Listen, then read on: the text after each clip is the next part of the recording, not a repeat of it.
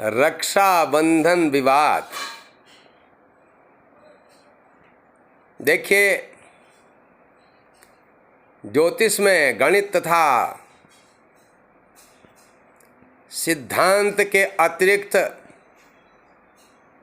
लोक व्यवहार में सुविधाओं का भी विशेष ध्यान रखा जाता है। ज्योतिष के नियम देश काल परिस्थितियों के अनुसार भिन्न हो सकते हैं। हमारा देश भारतवर्ष पहले छोटे छोटे राज्यों में था, जिसमें अलग अलग राज्यों के राजा होते थे, महाराजा होते थे, और उस देश की, उस राज्य की परिस्थितियों के अनुसार पर्व, व्रत आदि शास्त्रीय निर्णय होते थे। देखिए, ये जो रक्षाबंधन पर्व है, ये एक सामाजिक समरसता का विशेष पर्व है। रक्षा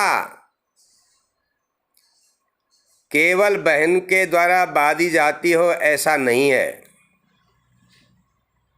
अभी भी भारतवर्ष में रक्षा की प्रतिष्ठा, यज्ञोपवीत और रक्षाओं की प्रतिष्ठा होने के बाद, जो रक्षा सूत्र होते हैं उनकी प्रतिष्ठा के बाद ही ब्राह्मण लोग तत्काल रक्षा बांधते हैं। पहले पौराणिक कथाओं के अनुसार ये रक्षाबंधन का क्रम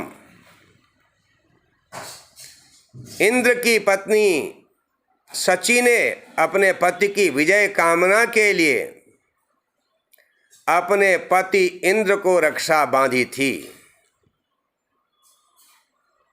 यह पूरे समाज को एक सूत्र में बांधने का आयोजन है, जिसका आरंभ करना ब्राह्मण का दायित्व है।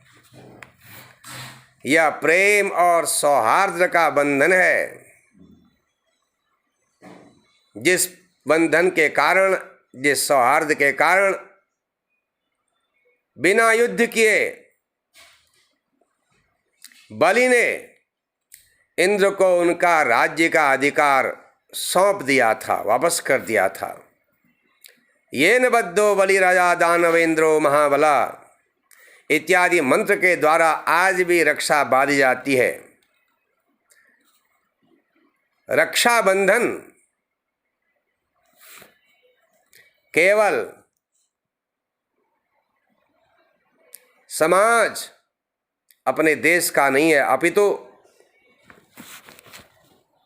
इंद्र के शत्रु असुर राजा बलि भी इसको मानता था। अब देखिए, इस वर्ष ये रक्षाबंधन का तर्क वितर्क काफी चल रहा है। ऐसा नहीं है कि इसी बार ऐसा हुआ हो। इस बार इसलिए ये प्रभावी है क्योंकि अब मीडिया के माध्यम से प्रचार प्रसार का साधन बढ़ गया है। पहले समय में क्षेत्रीय राजा, छोटे राज्यों के राजा भी अपने राज्य में विद्वानों की सहमति से एक निर्णय करते थे। अब यह संभव नहीं है। अब तो प्रजातंत्र है, कुलीन तंत्र तो है नहीं, राजशाही अब है नहीं, और हम अपनी अभिरुचि के अनुसार कार्यों में लग जाते हैं। अब शास्त्र को के जानकार लोग इस विषय में जरूर जानते हैं, लेकिन सामान्य जनता इन शास्त्रों के बातों से अनभिज्ञ है और ये क्रमशः हर वर्ष ये अनभिज्ञता बढ़ते जा रही है, जिस कारण से कभी राहु काल, कभी सर्प वाला काल से काल सर्प दोष कहते हैं, ये हावी हो जा रहे हैं। अब तो ये भद्रा भी लोगों के दिमाग में बड़ी समस्या पैदा करने लग गई। वो तो हर काम में पूछते हैं भद्रा है कि नहीं है। अगर भद्रा है तो वो नहीं करना चाहते कोई भी काम। अब तो यहाँ तक का प्रचार हो गया है कि अगर आपका बच्चा या बेटी धनिष्ठादि पंचकों में पैदा हो जाए तो लोग ये भी पूछने लग गए हैं कि हमारी बेटी पंचक में हुई है, क्या 5 बेटियां हो जाएंगी। तो नई नई बातें समाज में आ रही हैं। देखिए, अब इस समय की जो बात है कि किस दिन रक्षाबंधन किया जाए, अलग अलग विद्वान लोग नई नई बातें इसमें उत्पन्न करते जा रहे हैं। विद्वानों का दिमाग तो काफ़ी विकसित होता है ना, प्रभावशाली होता है। कभी कभी इन पर्वों में उनके निर्णय के लिए लोग राजनीतिक लाभ भी लेना चाहते हैं। समाज में अपनी प्रतिष्ठा का प्रयास करते हैं, ये स्वाभाविक ही है।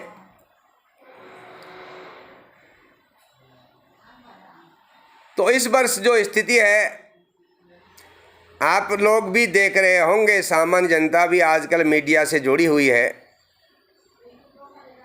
कि पंचांगों में 2 मत हैं और दोनों मत शास्त्र के अनुसार हैं। एक मत कहता है कि भाई शाम को 9 बजे के उपरांत जब भद्रा पूरी हो जाएगी तो रक्षाबंधन होगा। दूसरा मत कहता है कि प्रातःकाल में होगा 31 तारीख को। इस बीच में और नए नए मत पैदा हो गए हैं, जैसे कि कुछ लोग कह रहे हैं कि 30 तारीख को ही भद्रा के मध्य में ही आप सब श्रावणी उपाकर्म करें और रक्षा रात में बांधें।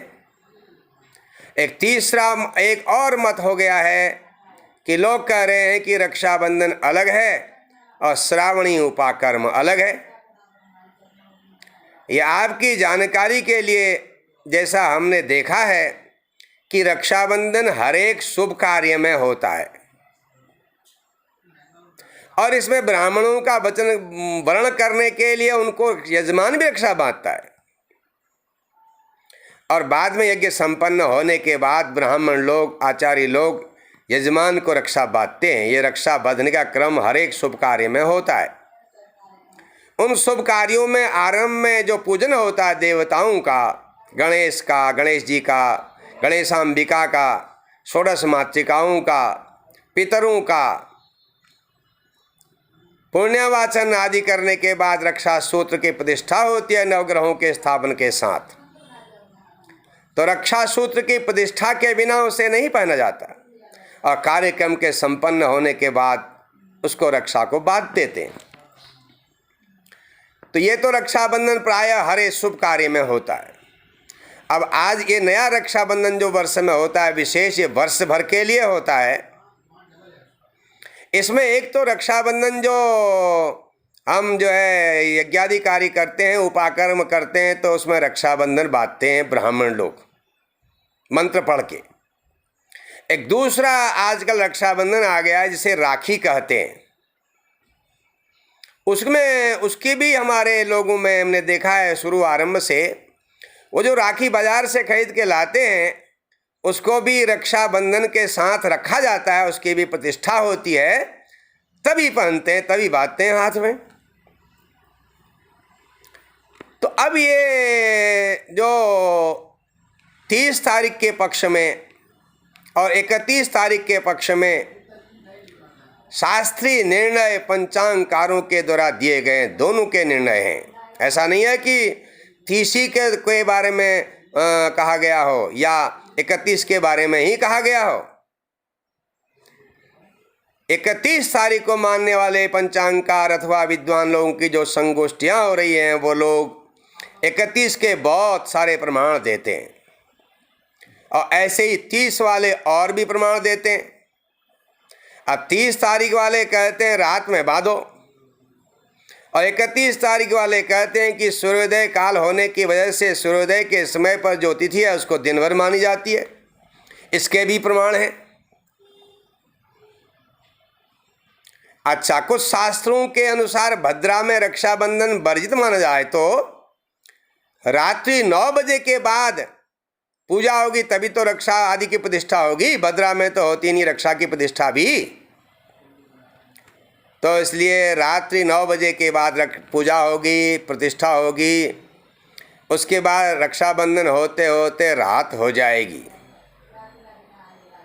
तो ये अर्धरात्रि रात्रि जो है हमारे इस प्रकार के कार्यक्रमों के लिए शास्त्र में भी बहुत श्रेष्ठ नहीं बताई गई है। इसलिए कुछ विद्वान लोग जो कह रहे हैं, पंचांगकार लोग, वो शास्त्र के नियम के अनुसार, परिस्थिति के अनुसार करने के लिए कह रहे हैं। सर्वदा ऐसा नहीं होता कि रात को भी रक्षा बांध सकते, नहीं होता। ये तो जो भोजन का नियम है एवं आचार का उल्लंघन भी है। तो रात्रि आदमी दिन भर भोजन करेगा, शाम को ही भोजन का टाइम हो जाएगा। अगर भोजन नहीं करता है तो रात्रि में भोजन करेगा। ये भोजन संबंधी जो नियम और आचार है वो उसके विरुद्ध है। तो इसलिए हमारे जो भद्रा वाला विषय है, ये वेदाध्ययन के बीच में एक प्रकार का विश्राम का विषय है। उपाकर्म वर्ष भर के लिए वेदारंभ का कार्यक्रम है। इसलिए उस वेदारंभ के कार्यक्रम में स्नान पापों की निवृत्ति के लिए होता है। मध्याह्न स्नान, उसके बाद ऋषि तर्पण आदि अनेकों पूजा का कार्यक्रम होता है। उससे पहले उपस्थान होता है वेद का। और आज से जो है वेदारंभ किया जाता है। तो फिर भद्रा में वेदारंभ का निषेध है शास्त्रों के अनुसार। तो वेदारंभ करेंगे तो फिर रक्षा बांधेंगे ना। उसके बाद वेदारंभ करने के लिए कर्मकांड करके रक्षाबंधन होगा और तब वर्ष भर का वेदारंभ होगा। मैं ये नहीं कह रहा हूँ कि 30 तारीख वालों का निर्णय गलत है, वह भी शास्त्र के अनुसार है। लेकिन शास्त्र जो है वह बड़े लोगों के बताए हुए रास्ते को ही शास्त्र मान लेते हैं। बाद में जो परंपरा है वही कालांतर में शास्त्र बन जाता है। भगवान गीता में कहते हैं यद यद आचरति श्रेष्ठः तत्तत् एवेतरो जनाः सयत् प्रमाणम कुरुते लोकस्तदनुवर्तते। जो श्रेष्ठ लोग आचरण करते हैं, अन्य लोग उसी को प्रमाण मान लेते हैं, वही शास्त्र हो जाता है। हमारे जो बहुत सारे राज्य हैं उनमें देखिए आप, ज्योतिष के विषय में भी यहाँ तक कि ऋतुओं को मानने में भिन्नता है। आप देखिए गुजरात से नीचे लोगों के यहाँ ऋतु ही अलग होती है, हमारी ऋतु अलग होती है। तो ये जो बातें हैं कि पूरे देश में, पूरे विश्व में एक नहीं हो सकता। आप तो देश की बात छोड़िए, अपने परिवार में अब एकता नहीं रही। हमारे सनातन धर्म की यही विशेषता है इसके बाद भी कि यहाँ परिवार के सभी सदस्य अलग अलग देवी देवताओं की पूजा करते हैं, तब भी कोई विरोध नहीं होता। इसको आप ऐसा मत समझिए कि 2 दिन हो गया तो हमारा सनातन धर्म ही कमज़ोर पड़ गया है।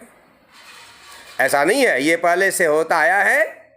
इसलिए सामाजिक परिस्थितियों को देखते हुए, सामाजिक सुविधा का विचार करते हुए ऋषि मुनियों ने, ज्ञानियों ने, विद्वानों ने, मंत्र दृष्टाओं ने